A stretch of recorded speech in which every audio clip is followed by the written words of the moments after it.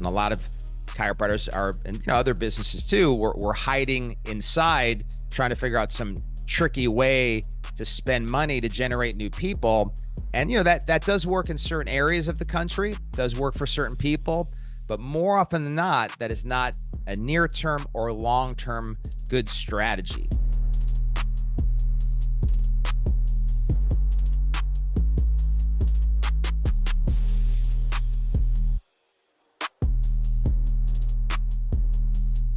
Hey, welcome to this amazing training. I think it's amazing just because everybody needs marketing. That's a big one for a lot of people out there in chiropractic. It seems to be the driver behind a lot of where the profession goes. I've sat in meetings with ICA and ACA leadership, and they talk about the fact that where most doctors struggle is marketing. And of course, some of that drives politics, where they believe that there could be changes made within chiropractic where people just flock to our doors after we've hung our shingle. But after hearing that for over a quarter of a century, personally, I can tell you it still hasn't happened. So we still need to go out there and get new patients.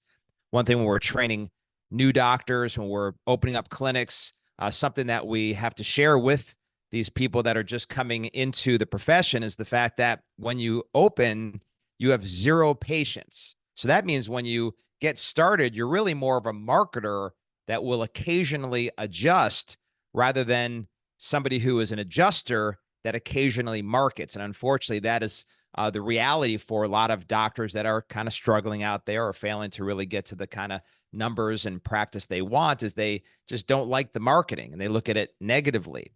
For me, I learned to love it early simply because chiropractic is a mission.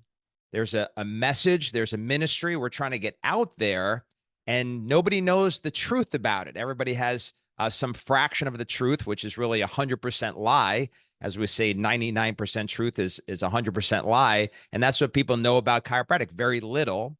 And how do we know they know very little? Well, only somewhere around 1.5% to 2% of the population regularly sees a chiropractor, which means they know absolutely nothing about it. As you're watching this, you're probably a chiropractor or a chiropractic student or CA. Can you imagine making the decision? That's it. I'm done getting adjusted.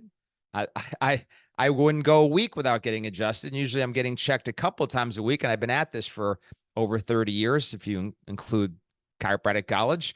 And of course, I've not ever had my last adjustment. There will always be another adjustment. I'll be lying on my deathbed and saying, hey, check my atlas. I want to exit this world optimally. So make sure my nervous system is functioning the best that it can in that moment. I'll always get adjusted, but yet that's not the factor for the world. So what do we need? Marketing. We need the ability to do what we also call saving lives outside, which is the outside marketing. We're getting better at saving lives inside, which is the inside marketing. There's also, of course, saving lives online, which is your virtual marketing. All of that has to be part of your work as a chiropractor, like it or not. And so some of you have already turned this off, but for those of you that are left, let's talk about what we mean when we have to get started in marketing. I've started some new clients recently, and they realize, well, to go from where I am right now, which is an area that I don't like being in, whether it's numbers of visits or economically, to where I want to be, I'll need more new patients. So help me start marketing. That's a tough question to ask. How do I go from really where not much is happening at all, just a few people coming in new a month, to getting it going? So let's talk about it. So I'm actually, as I'm delivering this video, we just started another new practice. I tend to open up a couple a year at a minimum that I'm actually directly a part of, where they're around me. I'll open up more around the country that I'm not directly responsible for, other than coaching and leading the doctors and staff there. But in this case, I have to get the marketing going for one that's about 30 minutes from my house. So I have to look at two things. One is time, because I only have so much time that I can put in or want to put in. And the other, of course, is money. How much do I want to invest, if anything, to get the marketing going? So regardless of those limitations, time or money, I realize I've got to look at three different areas. There's the community marketing, there's online marketing, and then eventually, once you actually get some people in, there's the internal marketing. We call those the three legs of the stool. And again, I'm putting this in the context of I can't waste time and I can't waste money if you've got not only limitations of how much money you want to spend, but I believe in the integrity of the business. So I have money to spend, but a business only has so much money it's worth spending on any one endeavor. So I'm not going to just dump a bunch of cash into marketing just because it's in my bank account for the sake of spending money. I want to do it wisely. So the first thing I'm going to look at is social media. A lot of people, that's what they'd rather do. That requires no time. It's simply effort hiring one of these various vendors that are out there in chiropractic to say that, they'll run an ad for us and tell us that they're guaranteeing a certain amount of new patients. The problem is that often we'll spend a lot of money on that without seeing much return. This is a problem for doctors in practice. We hear the complaints a lot. Usually I'll hear this at least a couple times a week. But the problem, of course, at the beginning of your practice, if it's not working, I've spent all that money on them managing the ads, my ad spend, and yet got nothing out of it. And I can't afford that right now. Like I said, I just opened up a clinic. There's going to be that sort of 10, 12,000 a month in overhead that clinics tend to cost you at a minimum. And so I can't have no new patients. So I can't really rely heavily on that, nor do I want to go spend $1,500 a month for somebody to manage it, or $1,000 a month plus 1,000, 2,000 in ad spend. Throw all that out the window when a practice isn't even making any money. Again, the integrity of the business doesn't match up with spending thousands on marketing, particularly if the return just isn't there. So social media has certain value, but something that a lot of doctors miss is a big part of social media is what are you doing? I think the biggest mistake doctors make in relying on the vendors is this promise that they're going to send in enough new patients for it to make sense, but you're going to run into two issues. One is those ads do not create a online footprint for you. You don't have a social footprint. You don't have a Google footprint. You're not getting anywhere. So even if it did work for a month or two, I spent $3,000 and it drove in enough people to make sense. When it stops making sense and I stop, there's nothing left of it. It's just gone. It's like you never existed. So your part in the process is, as we're doing this, you're supposed to be creating videos. You're supposed to be generating content, growing your group of people who are following you online so that they're running ads and you're increasing your footprint. So your online work is improving. So when you think social doesn't take time, it does. If you want to go that direction, you've got to put in the work also, or ultimately it doesn't get you anywhere. And there's thousands and thousands of chiropractors that have learned this lesson the hard way. They got rid of the vendor and now we're left with nothing. There's no sign of us necessarily online that's generating people on a consistent basis, or that we can use just to even have credibility. Because when people look you up, at the very least, they could see some good stuff on your social media and said, hey, these people look valid. So that's, something I'm not going to spend any more time on for this video, but just understand there's the vendor and then there's your work. And it's tough at any given time to rely on it because you just don't know in any given day, week, or month, or even if at all in your area, you can generate enough new people online for it to be sustainable and, profitable. Let's move into the next one, which is community. So that's where I like to focus because there's no cost. So right now, I don't want to spend a lot of money on marketing for this new practice. So I do a community outreach in order to make this work. The other thing about a community outreach is this is where your sustainability comes from. As I develop partnerships and we create relationships in the community, if I sustain these, this could be helpful many, many years down the road. One of the clinics I work with was one I used to own. And this doctor did such an amazing job generating relationships and being part of his community. He now sees over 100 new patients every month without actually marketing at all. But that's because for 10, 15 years, he developed relationships in the community. He was part of all the community events. He generated relationships with gyms, churches, the school system, other businesses, health food stores, you name it, and developed a great reputation, constantly giving back so that not only did it generate people in the near term so that he could be a success, but long term, again, now in perpetuity, he's doing over 1,000 new patients a year without marketing. Nothing online, no vendors, no buying ads. He's not standing there doing screenings that many times a year. He does still participate in some events, but that's what we're hoping you establish in the long run.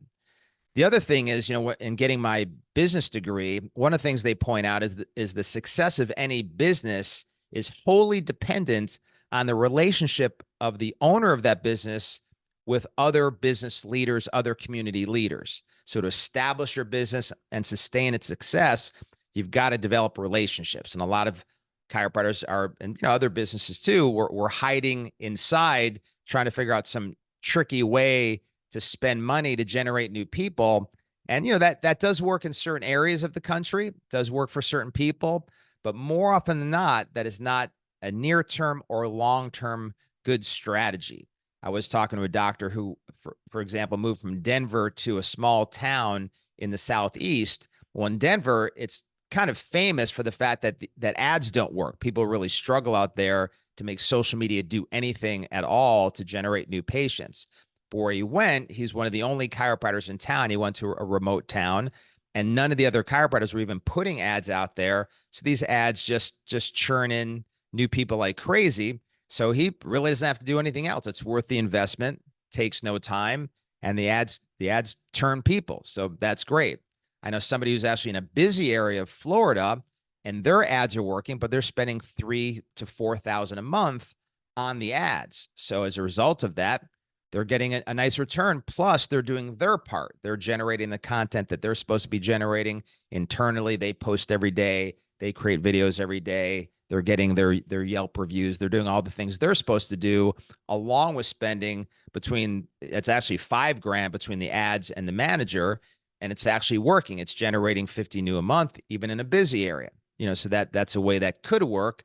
But again, for me, I'd rather come in and go meet some people. So in fact, like our first day of being open, I had looked up, any sort of club or groups that meet that would make sense for what we're doing and those that I would want to create a relationship with. I also not only do this for the business, but I like to have relationships with people who I want to get behind or doing good things in the community. And again, where I think we can co-mission, we can help each other and the community in the near term and the long run. So right off the bat, we went and set up a number of talks just for clubs and meetings that occur in our community that, again, align with what we're trying to create, as well as hit more of a target market. One of the things I like to do is walk into gyms and talk to them about the fact, and this is a key thing, that I'm here to help meet your goals. So recently I was talking to one of the gym owners in the area who said, we just need money and new patients. I'm like, great. That's almost a cheat code for me. If I know your objectives, then I can share with you ways I can align with your mission to help you reach those objectives. So I found out how they make money. I'm like, that's fantastic. One way was they sell products and they sell training, personal training. I'm like, great. Well, let's I'll promote bringing people in here. We'll do a talk on nutrition and reaching, your fitness goals, for people that have struggled. So I'm pushing content out there all over the community, online, flyers everywhere, showing them that I'm going to drive people in, but let's also promote it to your people and get them to refer others to the talk. And so we'll have this group there that's only got one group of people that are your members, and there's actually their referrals, my people I bring in and their referrals. So 3 out of 4 people sitting in front of us are those that you don't get money or membership out of. And so that'll be great for you. And obviously it's also for me, it's 3 out of 4 for me as well. So it's great commissioning. It benefits all of us. And so the goal is a long-term relationship with that gym owner, meeting with pastors, business owners, finding out their goals and objectives and showing them how I can help them meet those. And, usually it's money, growth, or doing something for their people, which all falls in alignment with what I can do to help them. So that point being, you can't walk in there and be focused on what you get. You got to go in there and be focused on what we can do together. This idea of co-missioning. You've got your mission, I've got my mission, and together we can actually transcend by co-missioning each other's mission to where we're both doing well together and the community benefits as a result. And we've got this great relationship going. Another thing I really like to do when I get to a community is find out what are the key charities that a lot of the core businesses and churches and organizations there support, generate a relationship with those charities, find out their needs and desires, then go meet with 5 or 6 businesses, particularly those that might already serve this charity, and come up with events around, for example, like a patient appreciation day in the clinic, where in exchange for the food you bring in or the diapers you bring in or the clothing you bring or money, we're going to do it on behalf of this particular charity. And I'm going to give like a free first visit in exchange for that. But also I'll have a goodie bag with gifts from these other partners, so that for a package of diapers, you're getting a free workout, you're getting a free cup of coffee, 15% off the health food store, a free dental cleaning, all these places I'm looking to partner with in this bag. So there's a great pull, a great draw to come in. I'm going to check you as a new patient, and we're going to benefit the community. You do enough of that, they're going to make you the mayor of the community. And that's really where you want to be. My doctors that I've worked with who are mayors, I don't know that any of them have actually gotten the title of mayor, but they could. Those guys have great practices because they grow organically. People know who they are. New patients that come in have a high degree of trust. And again, all of this is practically free. And that's where I like to start. Once this practice is taken off, we've already had this new practice I mentioned. We had an amazing first day, very profitable. Now I'm looking at some of that cash and saying, okay, I'll look at investing some of this on the social side, but I got to generate the cash for free doing community marketing, also knowing this is going to sustain me forever. Let's talk about the last leg of the stool as we wrap up. Something that you'll hear me say a lot is that not only are we on the mission, you are the mission. And something else we say, another way to put that is, we only sell mission here. So if somebody comes in my practice, and this has a lot to do with just alignment, a congruency with your purpose, your principles, your values while you're here, and avoiding contradictions internally, because internal conflict leads to unsatisfying practices and limited upside. So for us, we're on a mission. Again, I am the mission. That's why God has me here. It's to save lives. It's to get families in here, not just mom or just dad leaving the kids at home. I would never leave my children at home. If I had $40 left for an adjustment, it goes to my kids, not to me getting adjusted. I'll leave the earth before I have my kids get hurt by subluxation. So we're looking for families to begin care and to spread the message of the truth about life and health, which is the principle of chiropractic. So we only have mission. As I always put it, if you go to a Ford car dealership, you wouldn't ask to buy a lamp or a pair of pants. That would be crazy. The salesperson would say, we don't sell lamps or jeans here.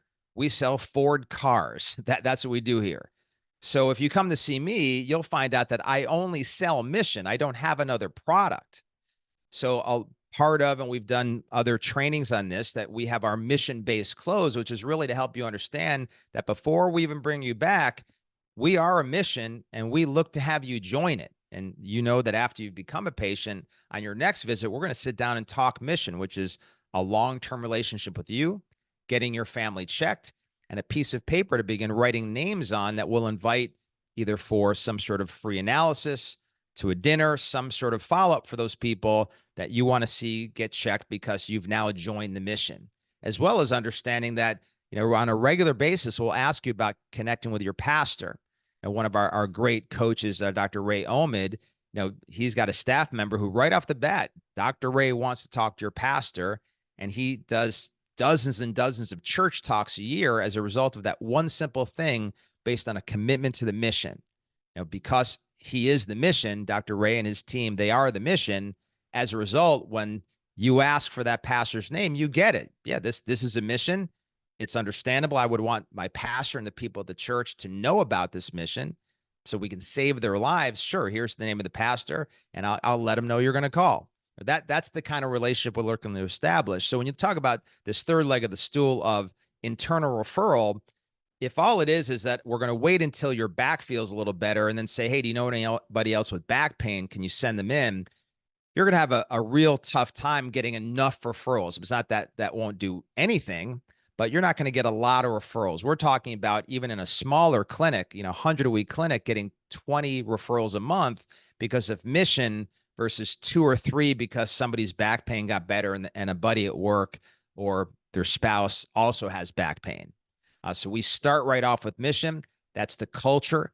That's the stage we set so that the entire time you're a patient, that's the tenor of our relationship. That's the context of what we're doing here. That's the atmosphere or environment that we have is one of mission and referral and us being called by God to tell the world about chiropractic. You work all 3 legs of the stool all 3 of these legs of the stool. You'll never be short of new patients. Remember, we are called to do something great here. I know we can get caught up just in survival. We got families, we've got profits we're looking to achieve. We have financial goals in our lives, but all that is a side effect of mission, of saving lives and serving God. As one great chiropractor told me, that money is simply the shavings off of a good carpenter's tool.